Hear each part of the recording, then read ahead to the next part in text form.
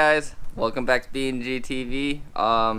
Today we're going to be working on Brooks Sportster 1200, Iron 1200, sorry. We're going to be replacing the clutch plates and friction plates and everything in it. So, you know how she is learning how to ride and everything, and at the time there was someone else driving it. He said he was feeling some slippage and everything, and by the time I got the bike, the clutch was completely smoked. So there's actually a little bit of a adjustment that you can adjust your clutch at the clutch itself behind the derby cover, and we'll show you a little bit about that a little bit later. You can look up some other videos. I think there's some other videos on it. I'm not sure, but I'll show you a little bit more on that. Also, right now I'm about to be heading out to Home Depot to get the rest of the parts for the special tool you need, because I'm making my own. I just made this part. I'm about to get a PVC pipe. I'll tell you a little bit. I'll tell you a little bit about it when I get it and everything. But that should save you about 50 to 70 bucks. It's super easy, super simple. You don't really need to actually buy a special tool, and I'll show you how here in a minute. But the bike's over at Brett's house. So then I need to run to Home Depot to get the rest of the parts. So, alright, let's hurry up and get going. Alright guys, so the clutch kit that we're going to be installing is the Barnett extra plate clutch kit. Basically, it's the Kevlar version too, it's not the carbon fiber. I went with the Kevlar. I like the Kevlar better because it's a little bit more durable. But the Barnett extra plate kit is actually going to take out that weak spring plate in there that's riveted together. That usually goes out on these Sportsters about 40, 50, 60,000 miles. So basically I'm putting that in there so we don't have to worry about that later on. So highly recommend this. I got it from Get Lowered Cycles. This was like 180 bucks, just so you know.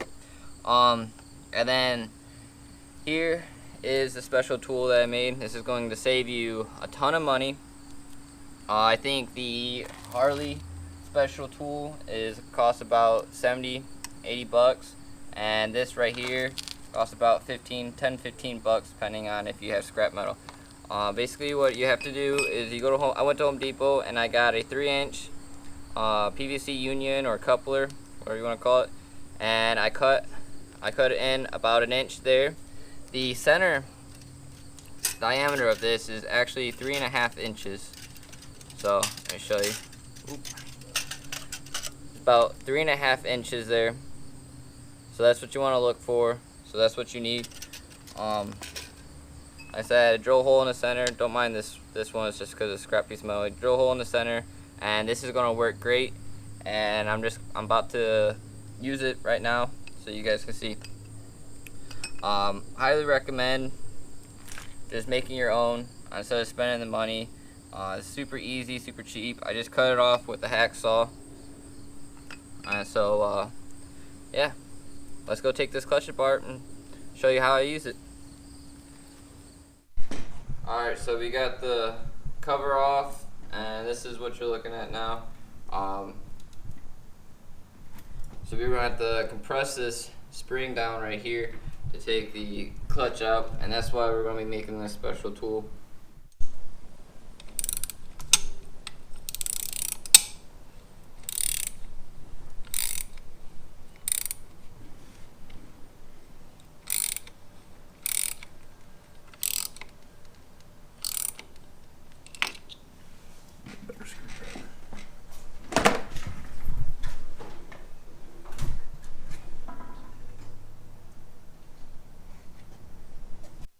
Alright, so our Home Depot special tool here worked. This is the snap ring that we had to pull out. You had to press this spring down, and you push. There's like a little retaining wall back here, I don't know if you can see it, that held in the spring. And once you press this down, you push this back, and you just take a screwdriver and you just kind of pry it around and pops right out. And there you go. Now it's out. And there's your friction and steel plates right there. Simple, easy. You're talking about $11 to a $70 special tool that you really don't need. Ain't that right? Correct, sir. Alright, so onward.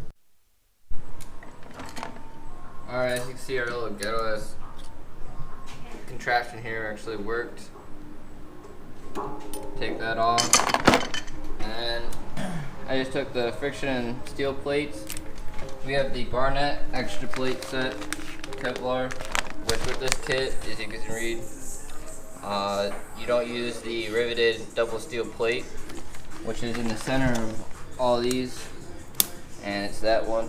It's pretty simplistic and obvious. So now we're just going to put the plates back in, starting with the steel plate, or a friction plate, and alternating. Let's do it. Alright, so you put the steel and friction plates in, alternating them. Make sure you put oil on the steel plates. You just coat it a little bit with oil, fresh primary oil, and you don't really have too much room to spare. And all we gotta do is put this back together, bolt it all up. Should be good to go. Alright, so we got it in. We better put that snap ring back in there. Make sure you put that little locking wall, which is the reason why you have to compress this in, down in first. But yeah, we got it all in, so now you can take this all up and everything should be all connected and good.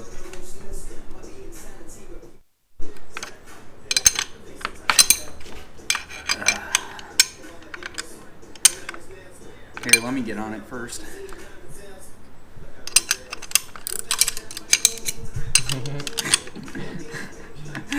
Ready? Yeah.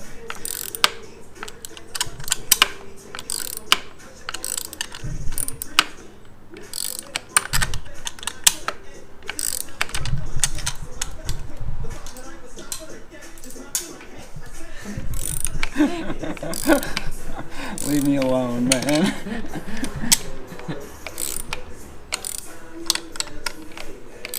Having a rough day. Alright.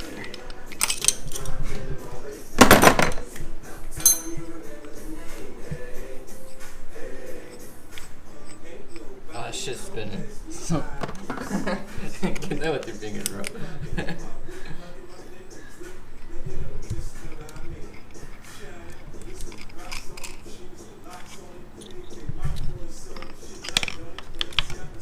Boom. Crispy fresh. For now. Yeah, for now. Alright, so this is that wall right here. A little ring that keeps the snap ring from coming out. And that's what I was telling you about earlier. And that's why you have to compress this down, so you can actually push this ring back to take this snap ring out. Pretty simple. Alright, make sure you put this little gasket back here, and you're going to have to lower the tensioner down so you can get it back on. And you're going to want to replace these gaskets if they look rough.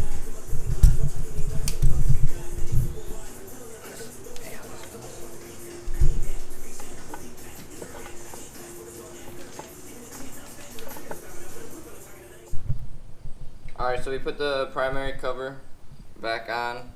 We just fit it on. There's a couple of dowels so you can line it all up and everything.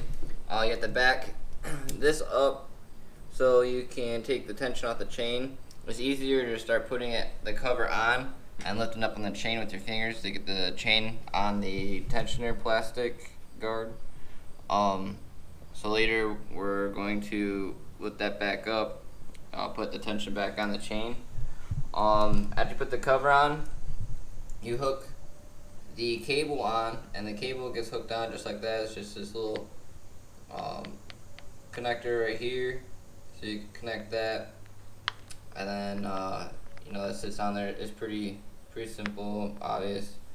The next step is to put this nut on, and this nut is going to go this way, but because the stud turns while you're putting it in, you have to actually use, let me get the camera down. you have to actually use the screwdriver. So you stick the screwdriver through, and there. So you can hold the stud, and you can start getting that all lined up. And then you actually start spinning, which I was going the wrong way. You have to go spin the stud left.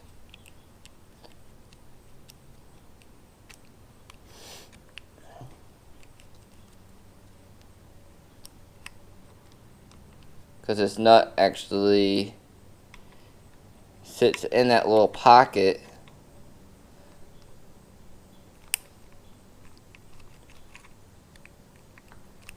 For that,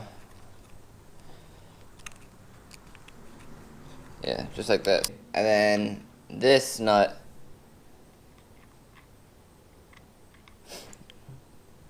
will get locked on here, but we just gotta turn it so this, this stays in the pocket. But that oblong locks this stud from spinning, and then the spring on the derby cover holds the tension down just like that, so it doesn't pop out of there. But this is actually kind of like a locking for that stud, so that stud doesn't turn.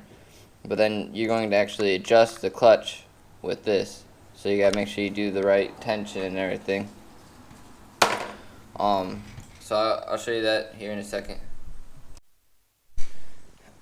Okay, to adjust the clutch on the clutch side, what you're supposed to do is you're going to take a flathead screwdriver like I've been using here, and you're going to spin the stud here until you start feeling the ball bearings start to collapse, and then you're going to back it off a quarter turn. And it's not lefty-loosey, righty-tighty. You're going to be turning it counterclockwise to tighten it up. So once you start feeling them to compress, like I'm feeling it right there, they compress, and then you're going to back it off quarter turn, just like that. And hopefully this, you might have to slightly, adjust it a little bit to get this to lock in there, because this is actually going to lock in there and keep that stud from moving, like I was telling you earlier. So it's better to go a little tighter and a little looser. So right there, that should be perfect. And like I said, when you're going to start putting the derby cover on, and the derby cover is going to actually press on this, and it's going to keep that tight.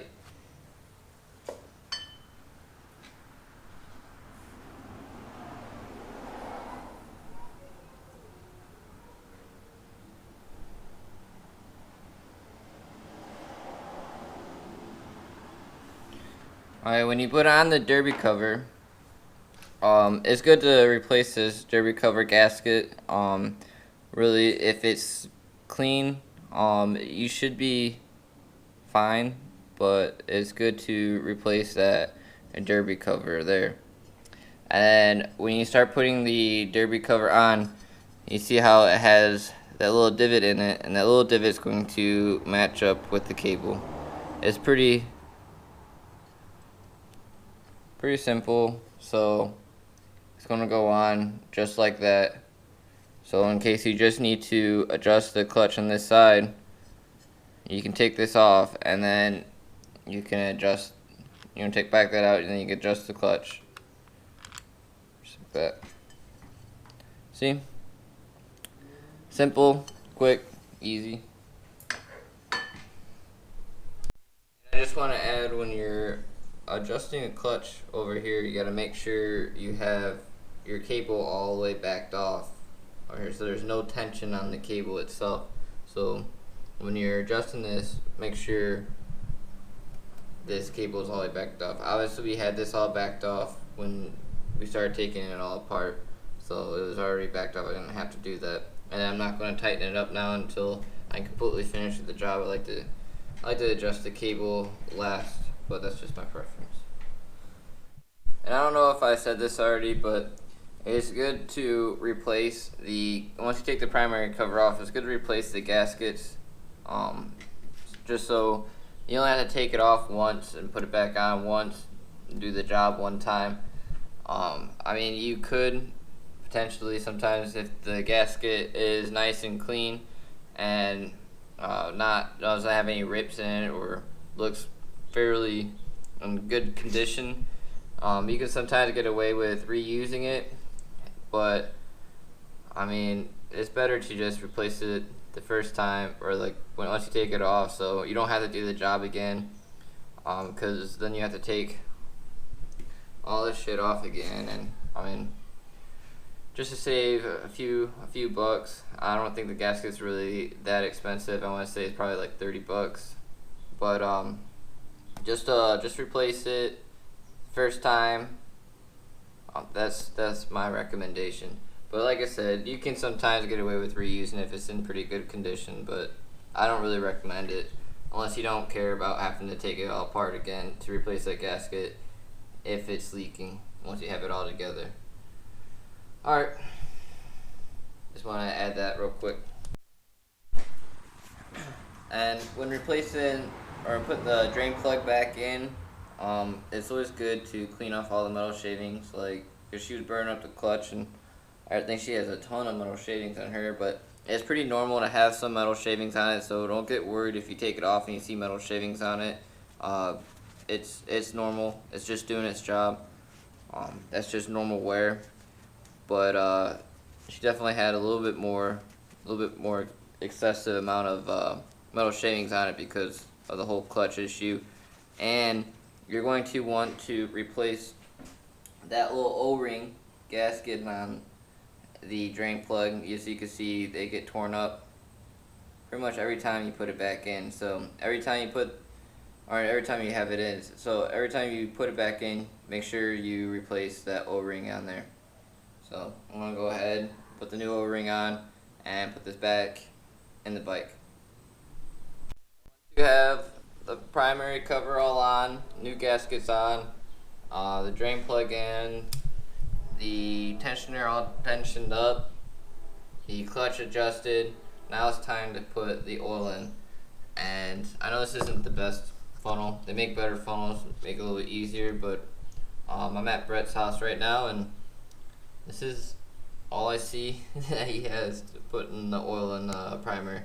So you're going to just put the funnel in and put the oil through here. I'm just gonna go real slow, and it should take about a quart. I got the Syn 3 20W50 synthetic oil is what I'm putting in it right now. I definitely recommend AMS oil, or what's the other one, like Redline. Redline also makes a really good oil if you don't want to go with the Harley Screaming Eagle.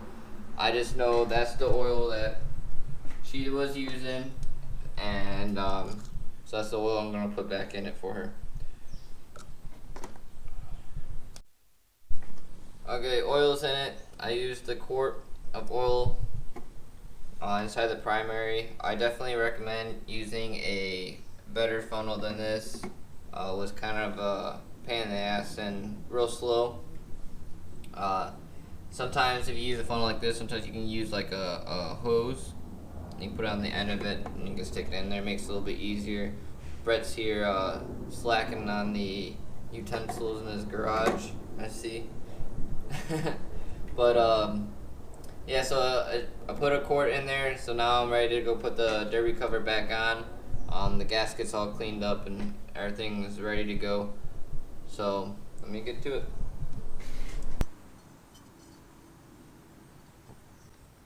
Remember, you want to line up the clutch cable with that divot in the derby cover.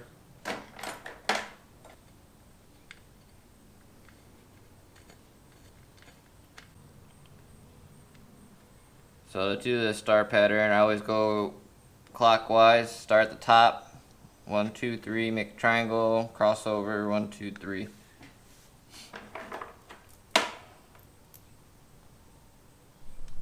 Alright, so now we're throwing on the pegs. You got the 2 bolts down here to bolt on the pegs. You have a little thin bracket that goes behind this, so just make sure you put that bracket back in. I'm sure it's pretty obvious and you're not going to mess that up. And then for the clutch arm, this is just going to come in and it just slides on these splines and you tighten it up. I'm not going to tighten up the bolt yet just because I'm going to get off the ground and sit on it and try to get the angle back to where she had it, where she liked it, at least close to it, and I can always adjust it once she picks it up. But it's pretty easy. You just put on the splines. If you want it higher, you're going to put it farther back on the splines, just like that, and it's going to make,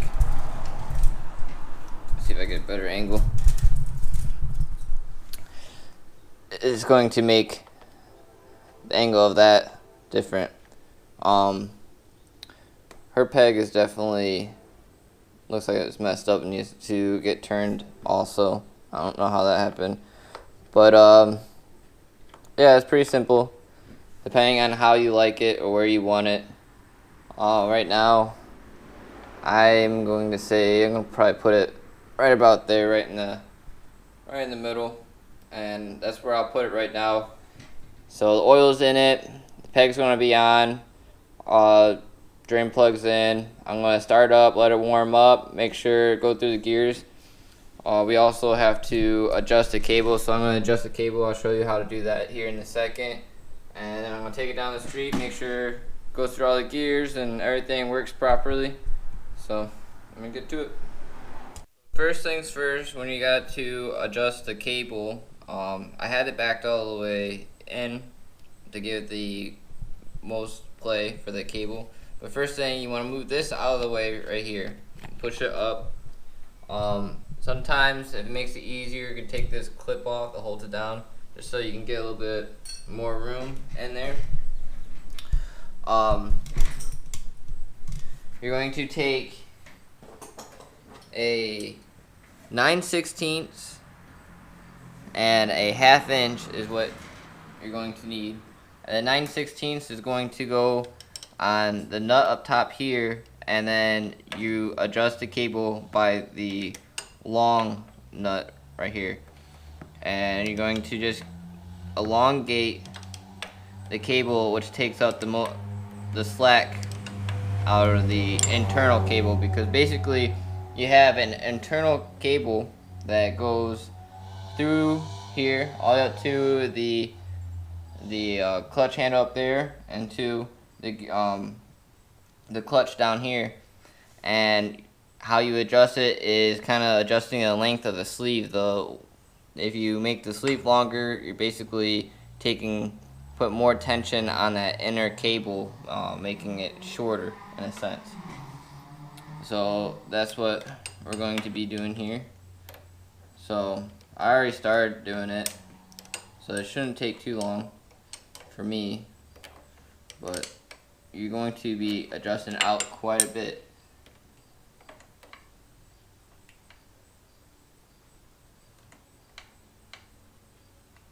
And maybe a couple more, but that's pretty good right there. So then once you get the cable where you want it, you're going to lock down this nut here.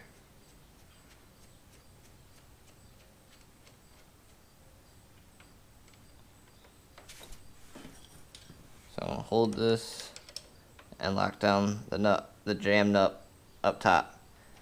I definitely recommend greasing this all up, because this can get a little rusty or weathered and everything. It's not at all right now, but I definitely recommend doing that before you putting the sleeve back on. But I wanted to show you what the clutch lever looks like when you have it all adjusted. So basically I make sure the clutch has full pressure on it, that the clutch isn't pulling out at all.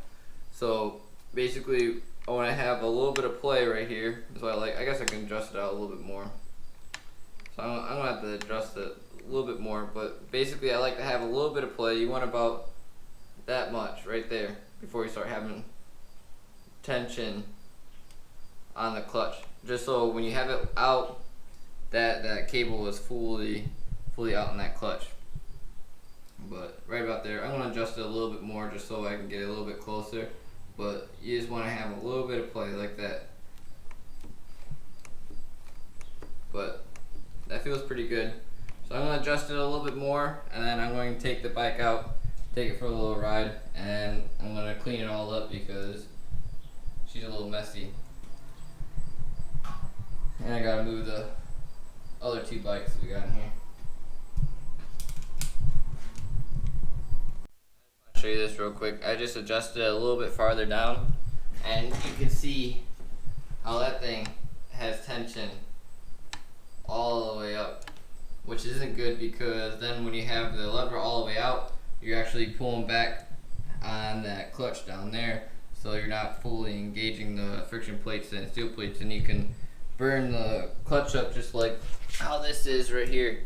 Just burn all the friction off, and you know, you'll be putting a clutch in real soon. It won't take long at all to burn a clutch up.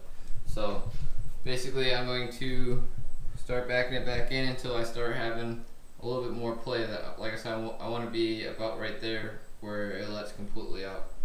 If you can see that little bit of gap, I want to have that much play. Right now it's fully tensioned up, which isn't really good. We're turning into them. We're turning into Harley mechanics. Alright, so I sprayed everything off with water and cleaned it up a little bit, and dried it off, test rode it just so if anything is leaking and everything, I'll be able to see where it's coming from. After you do any kind of fixes, before you go drive it and everything, it's good to clean it off, just so if you see where any leaks, you don't have like all like old oil or old dirt and gunk and everything. You can see exactly where it's leaking from. I don't see any leaks or anything on it yet, but we're gonna sit here and wait and see. But we rode fantastic. Yeah, I definitely highly recommend that Barnett kit. Seems to work out pretty good. And plus that riveted double steel plate that's in these clutches seems like a weak link, so it gets rid of that, gives you a couple extra steel friction plates. So I think it's better.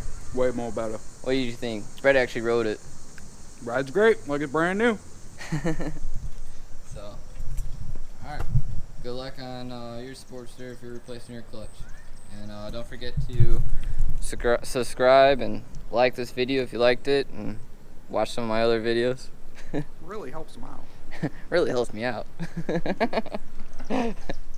Alright, take it easy.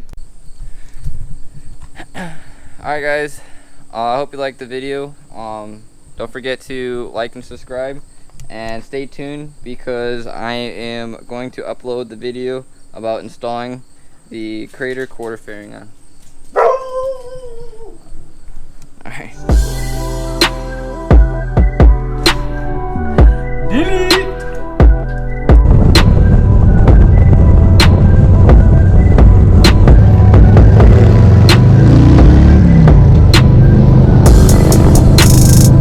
Alright, we're gonna try the Remington.